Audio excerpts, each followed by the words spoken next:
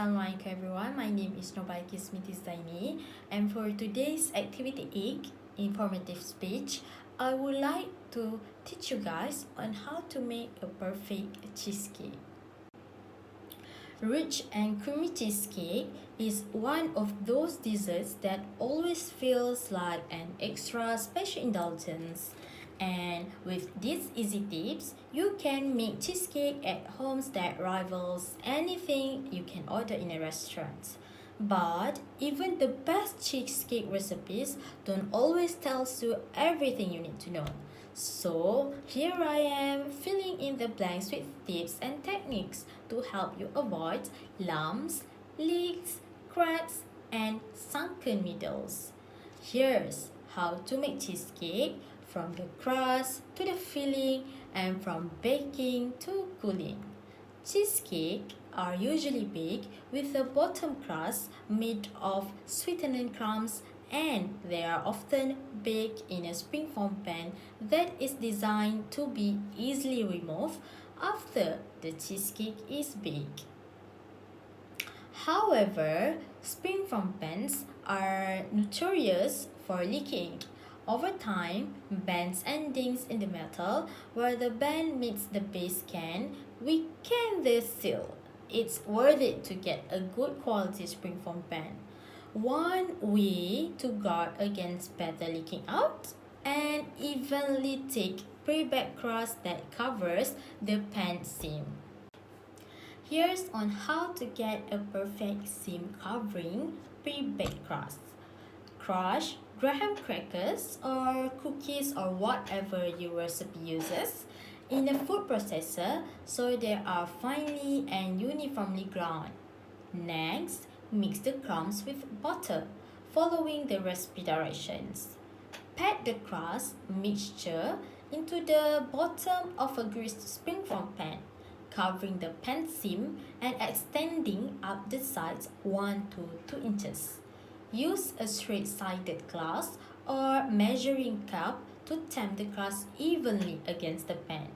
Aim for about 1/4 inches thickness for your crust. Bake the crust until it's fragrant and a shade darker. About 10 minutes at 375 Fahrenheit or according to your recipe. Baking the crust sets it and keep it from getting soggy or shifting when the cheesecake batter is added.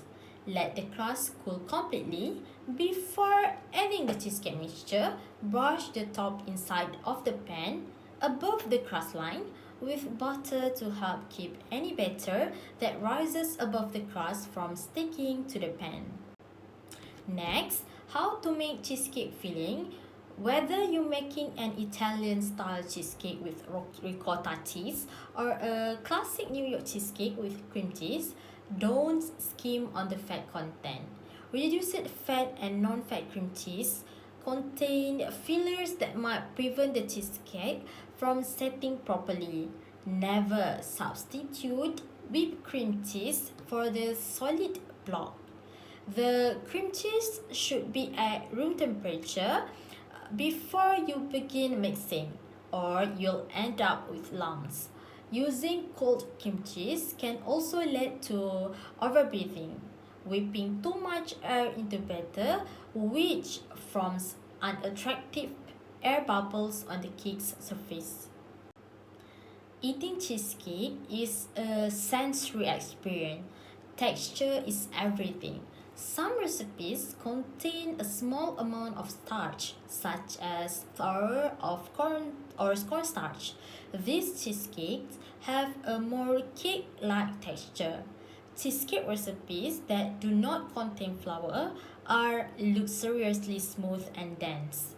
Eggs are another factor in the texture of your cheesecake. Handled correctly, eggs give cheesecake its structure and silken texture. Their curled-up proteins unfurl and link together when gently heated, transforming from liquid to solid.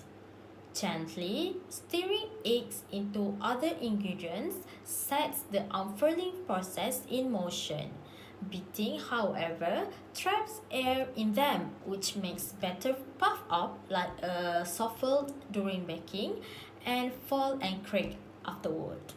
For cheesecake, the trick is to create a lump-free batter without whipping the eggs too much. Next, on how to create a lump-free cheesecake batter. Let the ingredients stand at room temperature for about 30 minutes to soften the cream cheese, warm the eggs, and help them combine more easily. Beat cream cheese with an electric stand mixer or hand mixer and until it's smooth and fluffy, unless the recipe instruction specifically note otherwise. You should beat the cream cheese by itself until it's smooth and light before adding any other ingredients. Next, add sugar and beat until well combined, followed by any remaining dry ingredients. Add eggs last, one at a time, and gently mix them in until it just combined. Fold in candies, chocolate pieces, or fruit with a spatula or wooden spoon before pouring the mixture into the prepared pan. The texture of the finished batter should be smooth and glossy. If you end up with lumps in your batter, push the mixture through a sieve or give it a quick spin in the food processor and you'll have a silky smooth result. One last thing, be sure the crust is completely cool before you pour in the batter. Cheesecake batter is basically a custard. It's delicate, so you want to bake it slowly and evenly without browning the top, unless you are making a burnt cheesecake. The most effective way to do this is to bake it in a water bath. This water bath method bakes the cake very gently so it won't darken, curdle or crack. Though there are other ways to moderate the heat, I like to bake cheesecake in a water bath because it insulates the outer ring, the part most likely to bake too fast, and keeps the oven moist. Since water evaporates at the boiling point, the water bath will never get hotter than 100 degrees Celsius, no matter what the oven temperature. This means that the outer edge of your cheesecake won't bake faster than the center, which can cause it to puff up, sink and crack.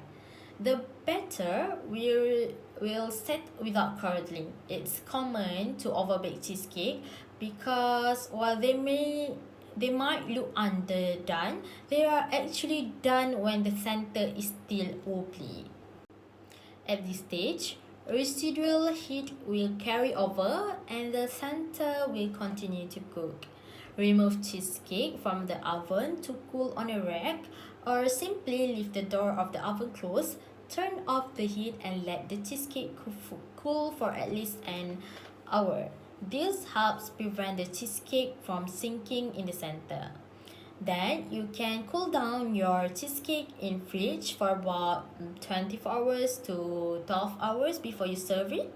There, you have a perfect cheesecake and you can enjoy during tea time or maybe when you're stressed out. That's all from me. Thank you.